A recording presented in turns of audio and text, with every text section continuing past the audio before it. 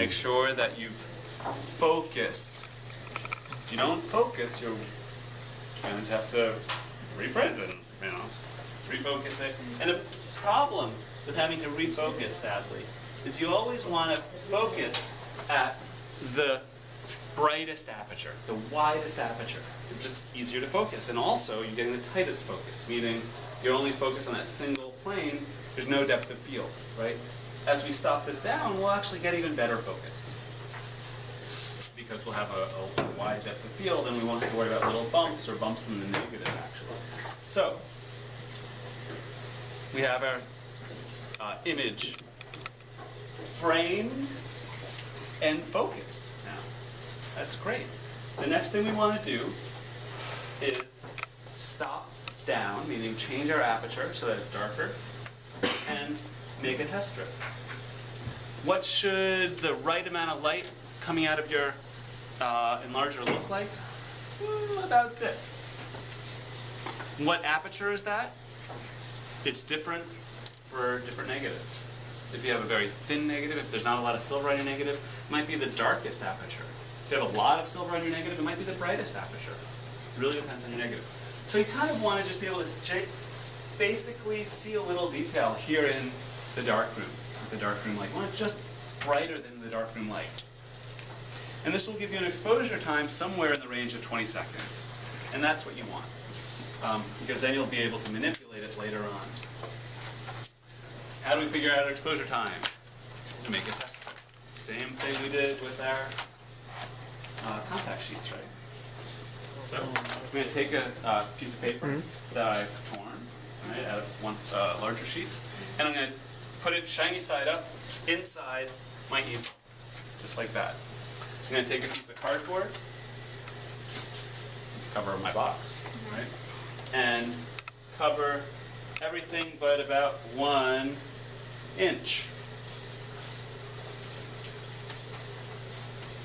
Make sure my timer sets a time and that the power is off. Dial in 5 seconds, and now time 5 seconds of exposure. Turn it back off, dial in 5 seconds, move my box, 5 seconds of exposure for the next inch.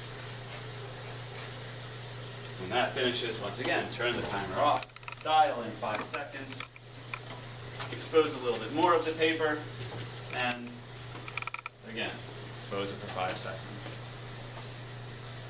Any questions about what I'm doing right now?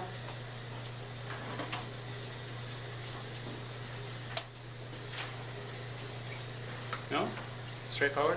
This is essential. You have to do this. You can't skip this step. You'll be wasting a lot of paper if you skip this step.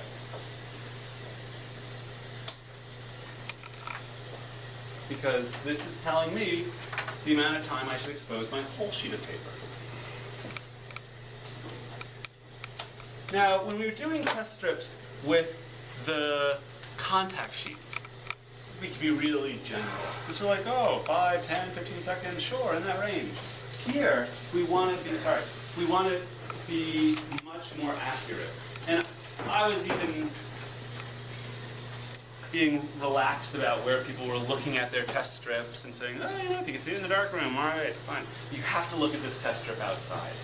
And what you have to have on your test strip is an area that's too light and an area that's too dark. If the lightest area is what looks good, then you need to come back in and make a new test strip using a different aperture. If your darkest area is the area that looks good, you have to come back in and make another test strip using a different aperture. And the reason why is because if this is the one that looks best, it might actually not be the best exposure possible. Best exposure time possible, it's just the one that's closest. And maybe it should be even lighter than that, or it should be even darker. And we won't know. And you'll waste paper. So in this one, I'm going to just process it, and I believe I got something that's a little too light on the 5 second.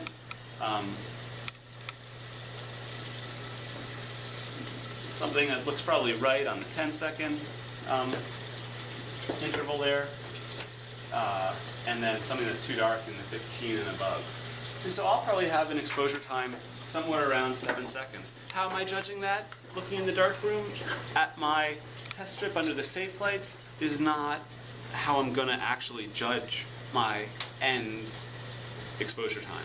I'm going to bring this outside, but I like knowing, oh, you know, it's probably in there somewhere. If I did this badly, I'll come back in after judging it outside and make another test strip using a different aperture. If my lightest section is the section that looks right, it means I need to make a lighter test strip next time.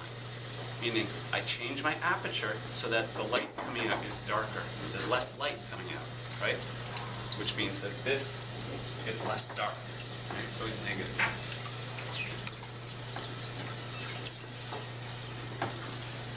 All right. Do you have to fix this properly? No. Just like our other test strip, fix this for a minute, minute and a half. That'll clear it, but it's not going to make a permanent removal of the silver. Let's go ahead and just stand out in the light right here, and we'll take a look at this test strip, and we'll come right back in and make an enlargement. We'll be on time.